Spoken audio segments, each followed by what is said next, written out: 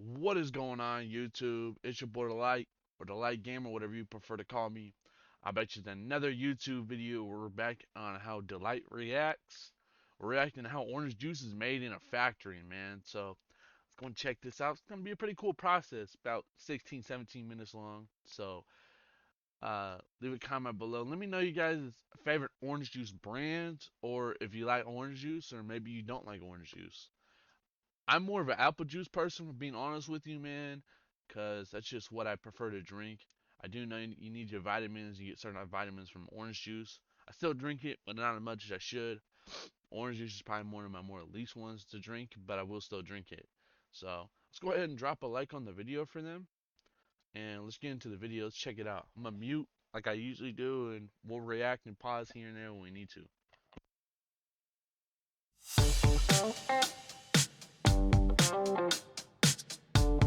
Nothing kickstarts the day quite like a cold, refreshing glass of orange juice.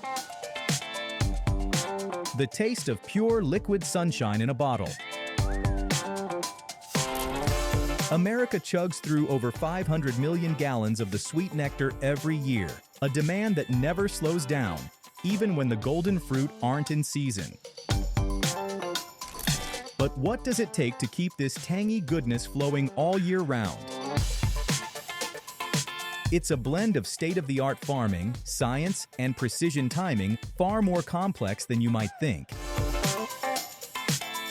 From sun-soaked orchards to the final pour, we're uncovering the high-tech, juicy journey of OJ. Coming up next on Made Vision. The perfect orange juice starts with the perfect climate, and in the US, that means Florida and California. Both states offer the right mix of warm sunshine and seasonal rainfall, creating ideal conditions. Okay, I kind of knew California was one of the oranges, but I did not know Florida was the other state that did that. But the only two states that do that that's a lot of pressure, man, if you think about that.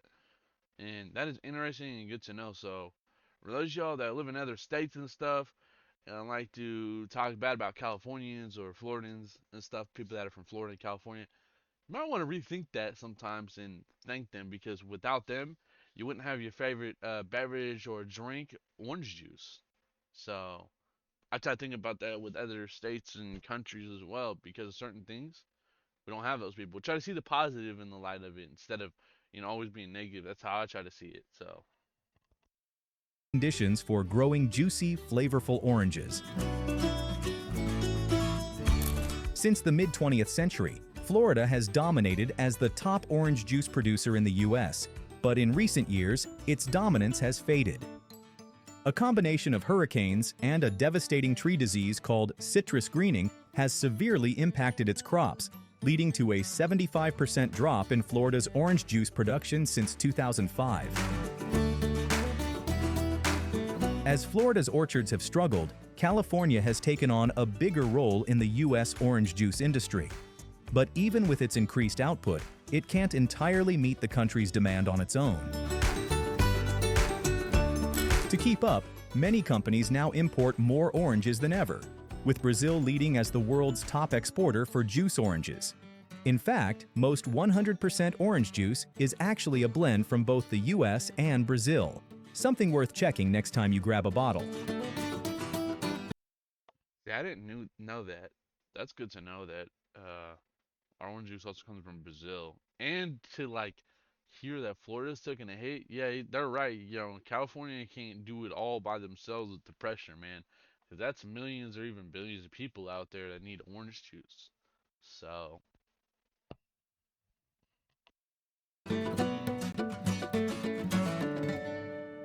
Out of the many orange varieties grown worldwide, there are two primarily used in commercial juice production because of their high juice yield and tangy flavor: Valencia and Hamlin. While Valencias are the industry's preferred choice, making up around 70% of juice crops. Many orchards also grow Hamlins alongside them to take advantage of their different harvest cycles and keep juice production steady throughout the year. For instance, Valencias, which bloom in the spring, can take around 12 to 15 months to fully ripen, meaning they aren't harvested until the following year. from March through September, peaking during the summer months. Hamlins, on the other hand, also bloom in the spring but ripen much faster, maturing within 7 to 8 months and are harvested within the same year, from October through January. While Hamlins have a gentler flavor, their high juice content makes them just as important to the growers when Valencias aren't in season. By alternating between these two varieties, orchards can supply a constant feed of fresh oranges to the juice factories, so that no matter the season, we can enjoy fresh OJ all year round.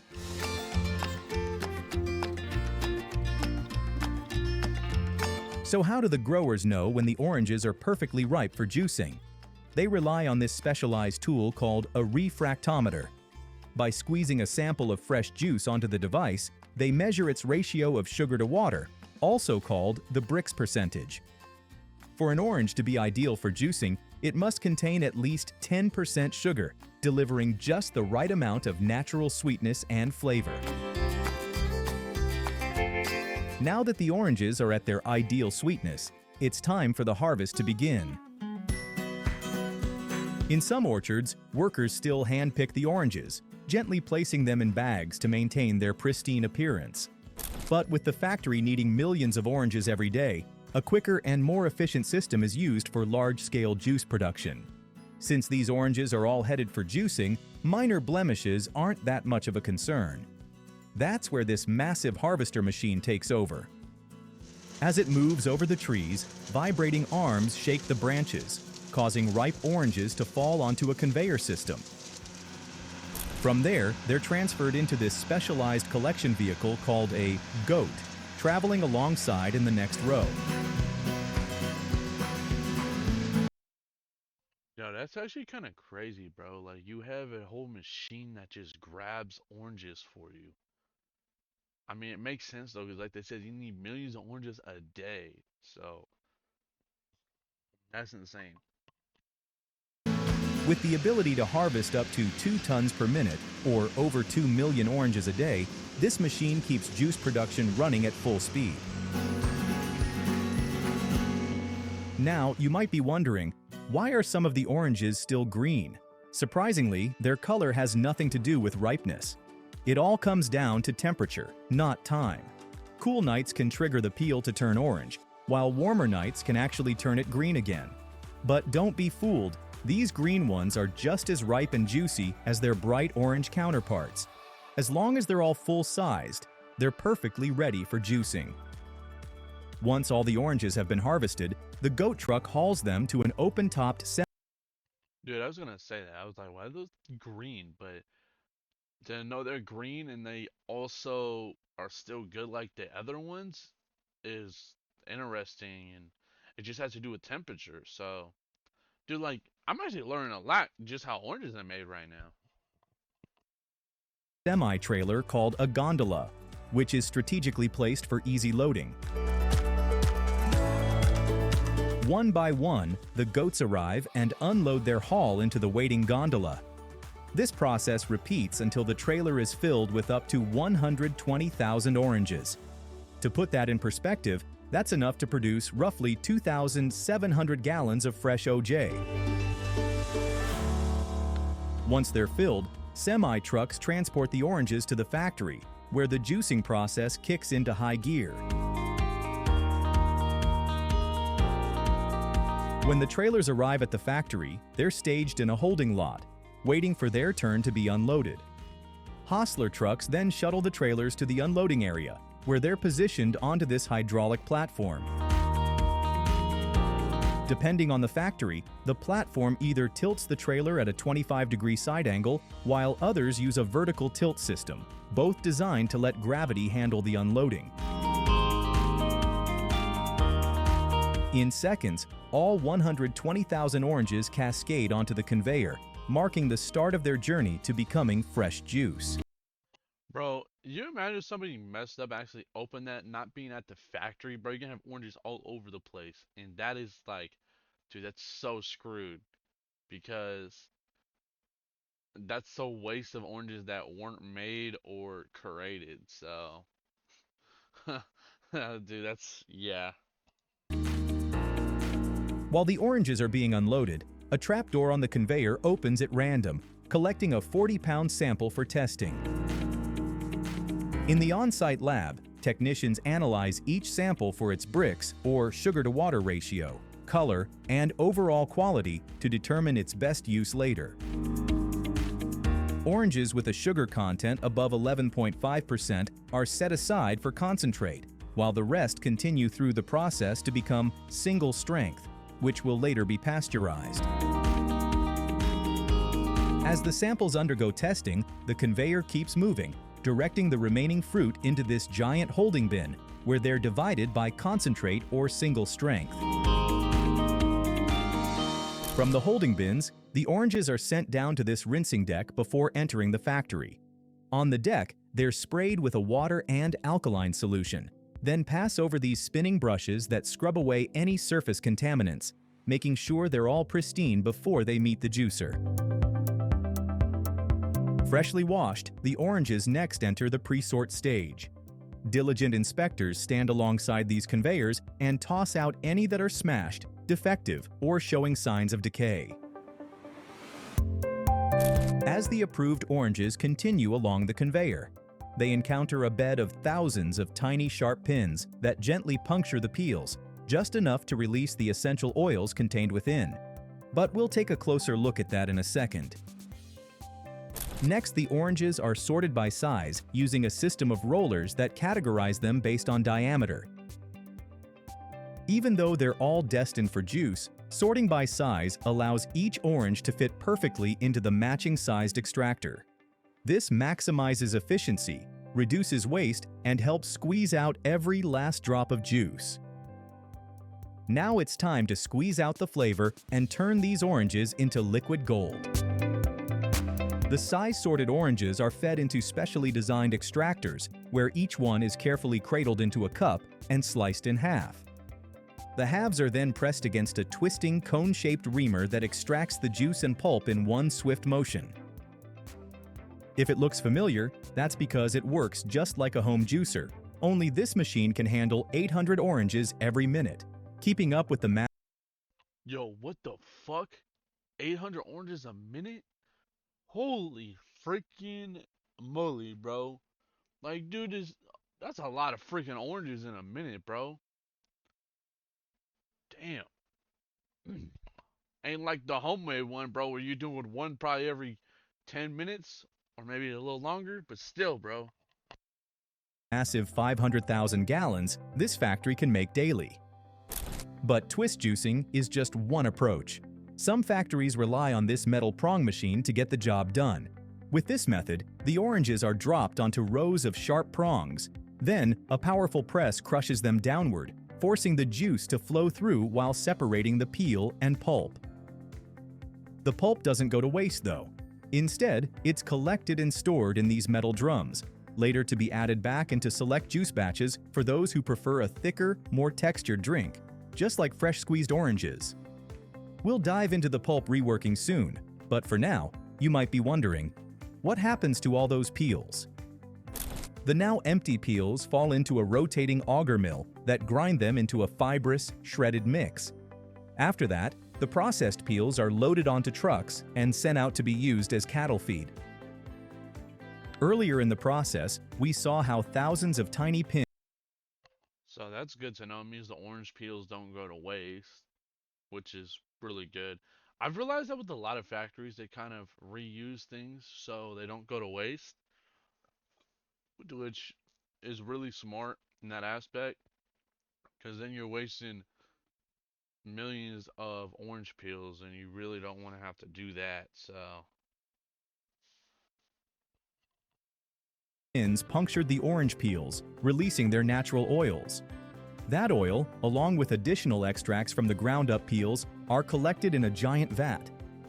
This oil-water emulsion is then sent to a high-speed centrifuge, where it's rapidly spun to separate the pure oil from the water. This continues until the oil reaches at least 99% purity.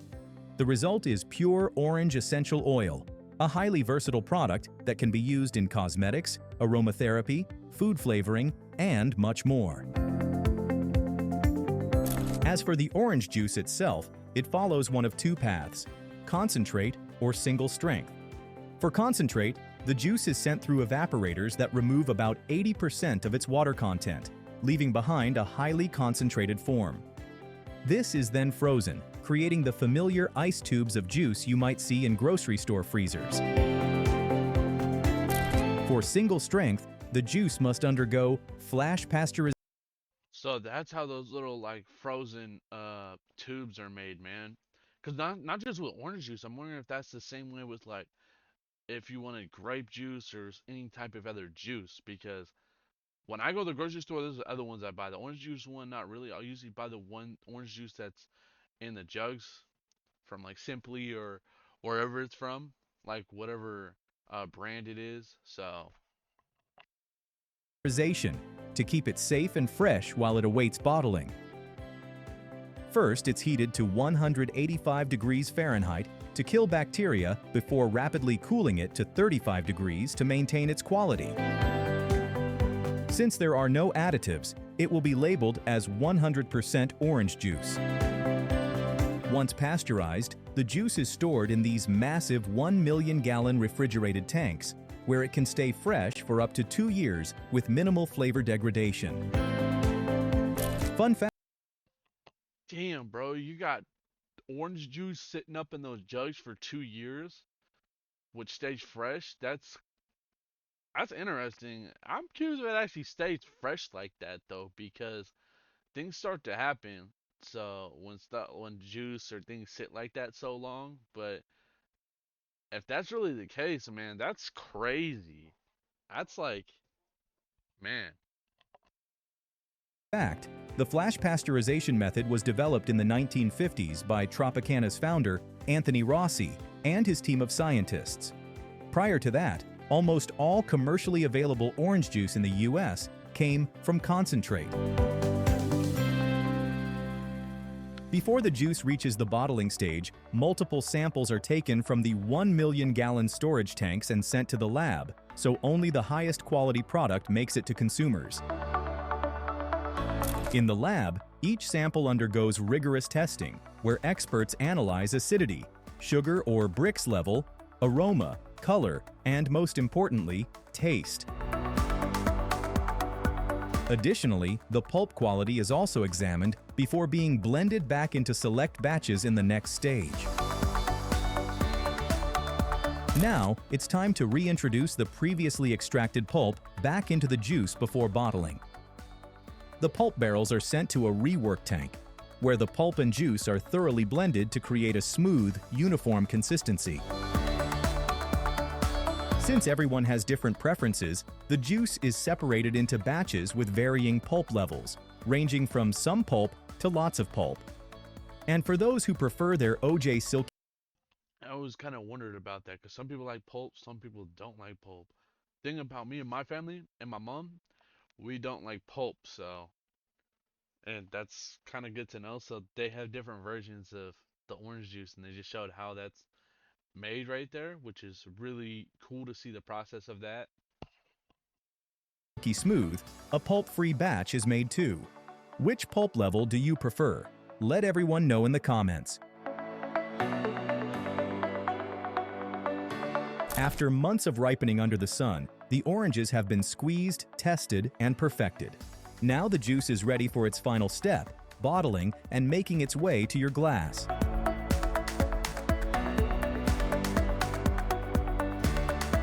First, infrared light heats these plastic preforms, softening them for shaping.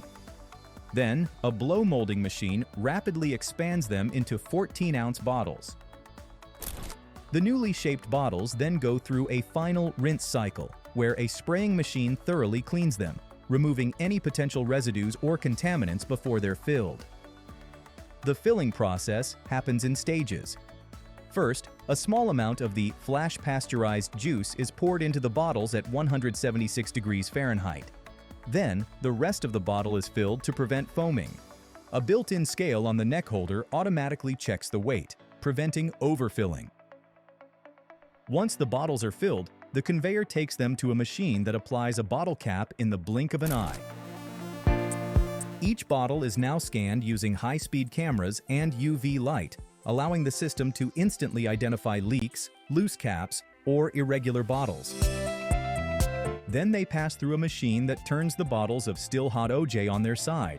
This allows the liquid to sterilize the neck area and inner cap thoroughly. After sterilization, the bottles move through a cooling station where spray nozzles gently bring them down to room temperature.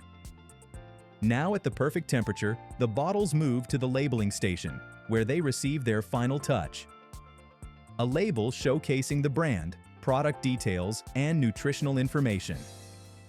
After each bottle is labeled, they are grouped into packs and sent through a shrink tunnel. Here, they're tightly wrapped together, creating compact packages that are easy to handle, stack, and transport. The shrink-wrapped packs are then stacked onto pallets, forming neat, transport-ready stacks. To keep everything secure, robotic arms wrap the pallets in another layer of cellophane, ensuring stability for easy handling during shipping and unloading. Finally, the freshly bottled orange juice is loaded onto refrigerated trucks, one pallet at a time, making sure they stay cool and fresh on its journey to store shelves. Soon it'll be ready to bring a burst of sunshine to breakfast tables everywhere. Whether you prefer it smooth, packed with pulp, fresh, or from concentrate, every glass of OJ carries the story of its journey, from orchard to table. It's no surprise that it remains the undisputed king of breakfast drinks. Thanks for watching Made Vision. We'll see you next time. Well, that is how orange juice is made in factories, everyone. By the way, he says the king of breakfast drinks. For me, I'm gonna have to go with apple juice, man. But if you prefer orange juice, hey, all respect to you, man. All to you. But if you don't prefer it, what do you prefer to drink if it's not apple juice or orange juice? Just out of curiosity. Um, anyways, let me know what y'all think, man. Give me your reaction to things that you didn't know or you learned in this video, just like I did. Be sure to drop a like on the video, subscribe below, and leave a comment, man. I appreciate it. And I'll catch you on another video next time and soon. It's your one and only boy Delight, or Delight Gaming, whatever you guys prefer. Until next time, I'll catch you in another video soon. I'm out. Peace.